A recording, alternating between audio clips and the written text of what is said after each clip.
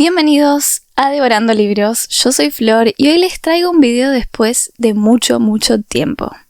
Y es que fueron semanas de la feria del libro, fueron semanas de trabajo, de corrección del proyecto gris, de cuestiones personales, entonces no me podía tomar el tiempo de escribir un guión para traerles video, y es que el video que les quería traer justamente era un video más psicológico. Y para eso tengo que leer un montón de artículos científicos, buscar revistas, buscar libros de autores que ya conozco y sé que pueden tratar el tema del que hoy les vengo a hablar.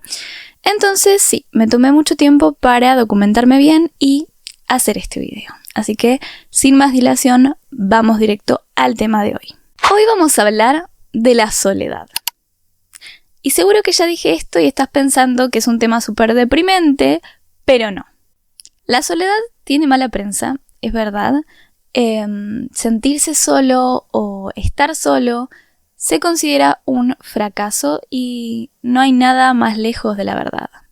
No creo que esté diciendo nada nuevo, nada que no sepas ya, pero el ser humano necesita tener un equilibrio entre su vida social y su vida interior. Y para tener una vida interior rica, para poder generar todo aquello que necesitamos para sentir esa confianza en nosotros mismos y para conocernos en primer lugar, necesitamos la soledad. No hay autoconocimiento sin soledad, porque en la vida social nos vemos a través de los ojos de otro, pero tenemos que aprender a vernos a través de nuestros propios ojos. Y eso es de lo que vengo a hablar hoy justamente. Pero para eso hay que hablar un poco de qué soledad es esta que les digo que hay que cultivar. Más allá de otros tipos de soledades que podríamos imaginar, hay una específicamente que es la que hay que cultivar. Así que primero vamos a diferenciar eso. Acá tengo mi machete y es que, como les digo, tenía que investigar bastantes cosas. Y bueno, justamente acá tenemos una investigación que se llama La soledad, asociación con la salud mental en un estudio poblacional. Es del año pasado, del 2023. Los autores básicamente acá explican que toda soledad no elegida viene acompañada de un sentimiento de tristeza. Y también explican que hay distintos tipos de soledad. Por un lado tenemos la soledad de vivir solo o estar solo, que no implica sentirse solo para nada. Así como está la soledad de sentirnos solos rodeados de gente, que justamente tiene que ver con eso, ¿no? O sea, vivir con gente no implica que nos sintamos acompañados. Muchas veces podemos sentirnos solos rodeados de personas. Y por otro lado está la soledad voluntaria. Es una soledad más bien elegida entre comillas, pero autoimpuesta para evitar el sufrimiento que tiene que ver con acercarnos a un otro. De hecho, encontré un montón de investigaciones y de estudios y de artículos que hablaban de esta soledad elegida, entre comillas, en la población de mayor edad, ¿no? En los adultos mayores que a veces son abandonados y hay una soledad ya impuesta por la sociedad, pero también hay adultos mayores que se aíslan de la sociedad porque el contacto con otros no es disfrutable, porque hay cierto rechazo, cierta diferencia generacional que provoca eso. Por eso también tuve que escarbar muchísimo en internet para encontrar la soledad de la que yo quería hablar, porque justamente todos los artículos, todo lo que buscaba era en base a esta soledad autoimpuesta, pero que no era elegida, que no se veía como una soledad positiva, sino como algo negativo, o una soledad con esta idea de la soledad como un fracaso, porque en realidad hay que enriquecer nuestra vida social, que es un grave error. Pero bueno, hablando de esta soledad autoimpuesta, tiene sentido con algo que dice Freud, por ejemplo, en El malestar de la cultura. Freud habla de 3 fuentes de sufrimiento en el ser humano y uno de ellos son justamente las relaciones con otros, tanto relaciones sociales como amorosas.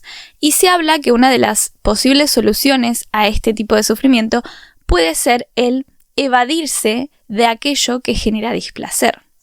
En este caso, la soledad autoimpuesta, el aislamiento, puede tener que ver con una solución hacia el no querer estar con otros porque las relaciones conllevan sufrimiento. Pero esta no es la soledad de la que les quiero hablar. Vamos a hablar de la soledad elegida. de la soledad que uno decide tener como compañía de uno mismo y no como una soledad de no quiero estar con otros y por eso me aíslo. No, una soledad realmente elegida porque nos elegimos a nosotros mismos como compañía. Ahora, ¿por qué la soledad elegida es tan importante para nuestra salud? Y por ende para conseguir el equilibrio del que les hablé al comienzo. Para eso vamos a citar a Erich Fromm, que justamente hablaba de la libertad de soledad. ¿Qué es esto? Bueno, básicamente él decía que solamente teniendo la capacidad de estar solo con uno mismo, uno tiene permitido, o digamos se le habilita, la posibilidad de tener relaciones verdaderas, auténticas con otros seres humanos. O sea, uno tiene que aprender a poder estar con uno mismo y ser feliz y encontrar esa satisfacción y plenitud con uno mismo para recién ahí poder expandirlo a la afuera. Ahora, Fromm también plantea que nuestra sociedad moderna eleva mucho esta idea de buscar nuestra media naranja, de buscar aquello que nos complete, como si fuera que venimos partidos a la mitad y necesitamos a un otro para terminar el rompecabezas. Y esto obviamente no es así. Pero es algo que se reproduce tanto en nuestra cultura que finalmente es una premisa que repetimos a lo largo de nuestra vida desde que somos niños. Y es por eso que la soledad tiene tan mala prensa, ¿no? Porque si hay que buscar a un otro, no lo vamos a encontrar estando solos. Entonces, la persona que está sola es porque realmente nadie quiere estar con ella. La persona que está sola está incompleta. Pero, en raíz de esto, lo que podemos decir es que sí, la verdad es que la única y verdadera y auténtica plenitud es la que podemos conseguir una vez que tenemos esta independencia emocional y una vez que tenemos la capacidad para ser felices estando solos con nosotros mismos. Solos con nosotros mismos me refiero a no es estar solo físicamente y sentirnos tristes, sino estar solos físicamente y sentirnos llenos por nuestra propia compañía. Una soledad que no es una soledad emocional, digamos, como que no esté ese vacío constante haciéndonos sufrir, sino que ese vacío con el que nos amigamos realmente es donde encontramos nuestra felicidad. Bueno, y esto justamente se relaciona con lo que dice otro autor, Lagarde, en el 2000.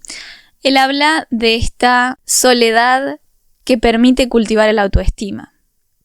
Digamos que este autor plantea que sin soledad no podemos tener una autoestima fuerte, una autoestima consolidada, porque justamente la soledad es el único estado en el que podemos conocernos a nosotros mismos, en el que podemos reflexionar y analizar, en el que podemos descansar de lo que produce el estar con otros constantemente. O sea, también tenemos que tener estos momentos de descanso de lo social, porque como decía Freud, en el malestar de la cultura, las relaciones sociales y amorosas son en parte una fuente de sufrimiento. Entonces necesitamos esa contraparte de estar con nosotros mismos para recargar energía. Ahora, ¿qué es la autoestima?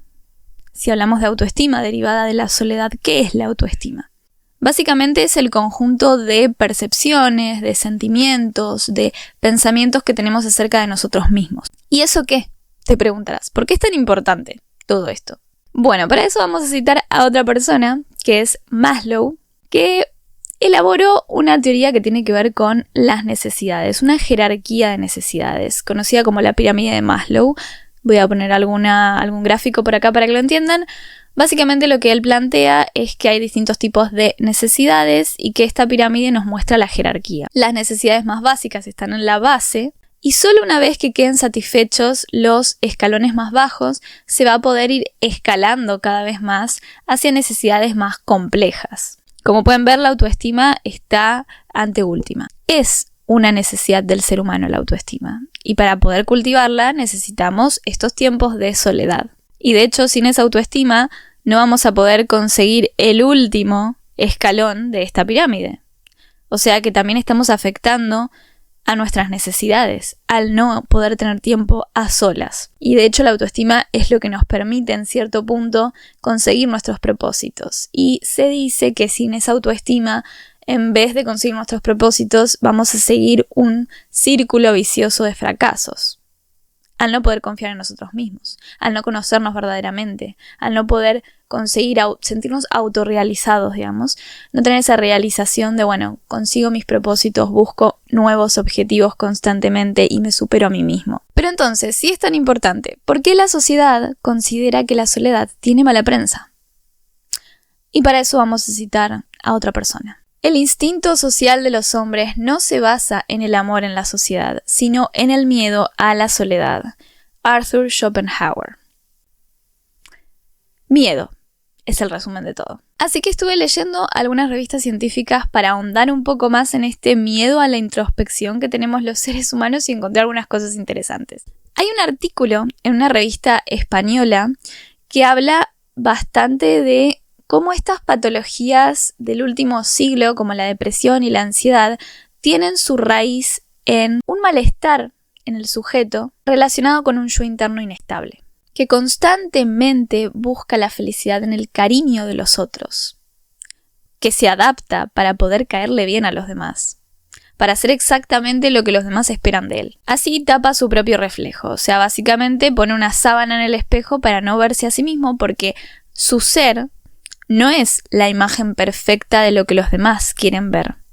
Así que cubre todo eso, digamos, tapa todo lo que es él y que no se coincide con lo que los demás van a querer o van a apreciar.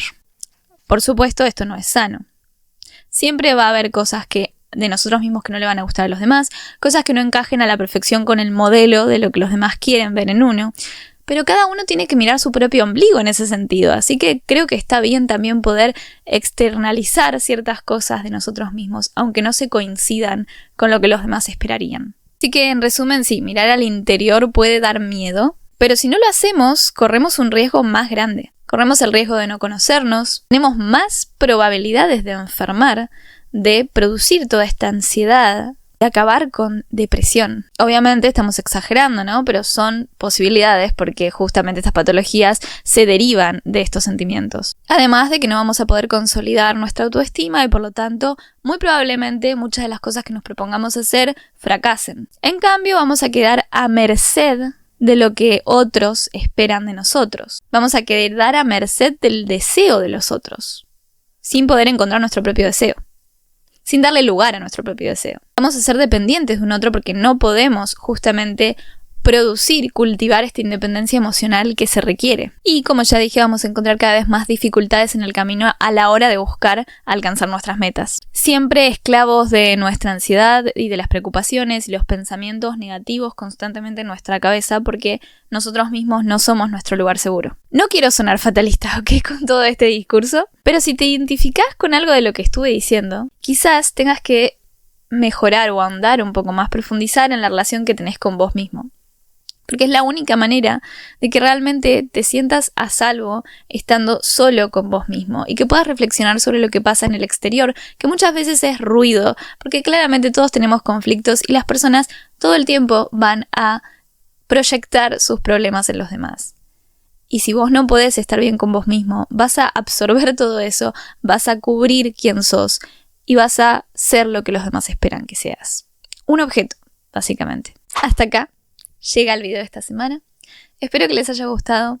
Sé que fue un poco deprimente, pero también es para darle más valor científico a un tema del que poco se habla, y si se habla mal. Entonces, amiguémonos con nuestra soledad, amiguémonos con nosotros mismos, con nuestros errores, con nuestros fracasos, con nuestros deseos. Encontremos nuestro deseo y apaguemos el ruido exterior para poder tener una vida interior mucho más rica y mucho más sana. Porque al fin y al cabo vinimos solos y nos vamos a ir solos. Sé que suena trillado y ya lo escucharon 1000 millones de veces, pero es la verdad, nos vamos a ir solos. Así que qué mejor que poder tener una buena relación con nosotros mismos, que vamos a ser nuestra única compañía verdadera el resto de nuestros días. Nos vemos la siguiente semana. Chau.